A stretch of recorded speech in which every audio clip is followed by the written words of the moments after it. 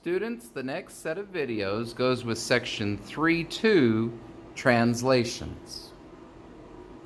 All right, let's take a look at translations in the plane and in the coordinate plane and see what we can identify whether one object is just a translation of another. A translation is just literally a rigid movement from one place to another.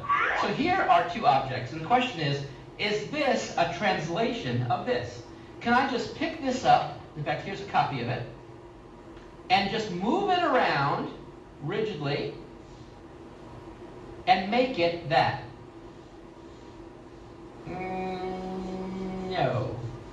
No, I can't do that. Even if I try this thing, it doesn't work. Because this hump is sort of located in the wrong spot. It's supposed to be located on the right, it's on the left. But any of these things, like this thing I do right here, these two are translations of each other. So this is a translation of that, but these two are not. How about this one? Is this a translation of this shape? Well, let's see. I take this shape, and the question is, can I just rigidly move it in a direction? Boom. Yeah. So in fact, this is a translation of this. So we have a rigid translation where we can just slide it across, and it perfectly fits right on board.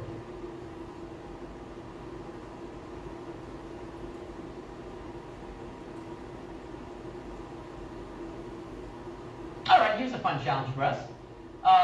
Let's draw the translation of this triangle along the vector v. So this is a vector, which means that it has a direction and it has a length.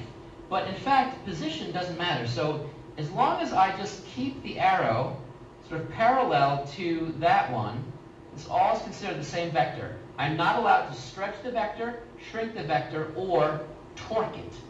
That's still along the same vector. But as long as I just keep this direction, then I've got the vector. And the question is, translate this triangle using this vector. So what I do here is I take this, see? Here's a copy of the triangle. And I take this vector and I slide it so it matches here. And this vertex has to go out there. So now that's fixed. And I bring this back here to make sure I got it lined up perfectly. And then I've got to have this point be out here. And that should be it. Let me affix it with a little bit of tape, and let's just make sure that we like our answer. Because if this is really correct, then this vector should also match this vertex to that vertex. Let's see if he does it. Perfect. You can see they actually match up perfectly. And so what we see is that this triangle is the translation of this triangle along this vector. Along this vector. So that is pretty cool.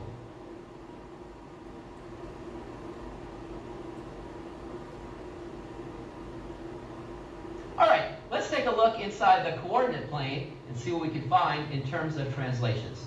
So let's take the triangle given by vertices A, B, C, and let's translate it along the vector 1, -5. Notice that I'm writing it with a sort of square bracket to indicate this is actually a vector, so it actually has a direction. It starts at the origin and goes 1, -5. So let's take a look. Here's the triangle ABC, and the vector that we're using is, I'm going to write it in very, very lightly here, 1, -5. So 1 over, 1, 2, 3, 4, 5 down. So it's sort of this direction right here.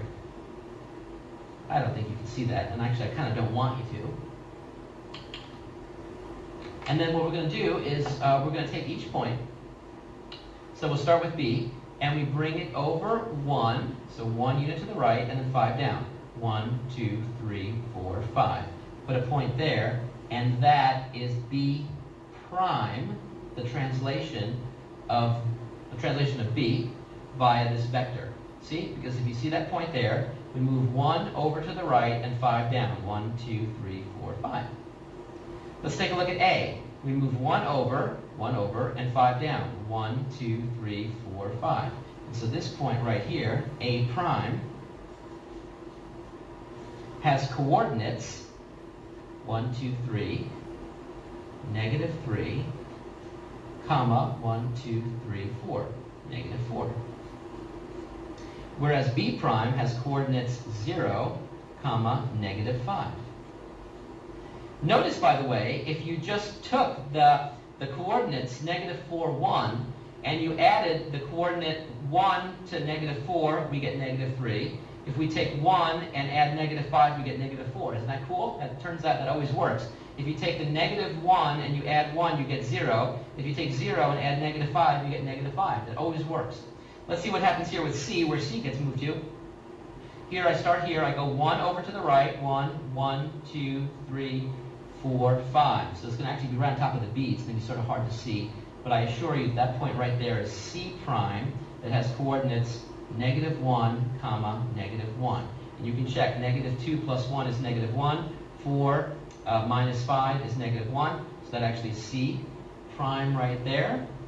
And if you connect them, if you connect them now, you take away the sides of the triangle. All right. And you can see that the green triangle really does look like a rigid translation of the red triangle. I just took the red triangle and now all at once moved it 1 unit over to the right and then 5 units down. And there it is. So you can see it for yourself. Translation.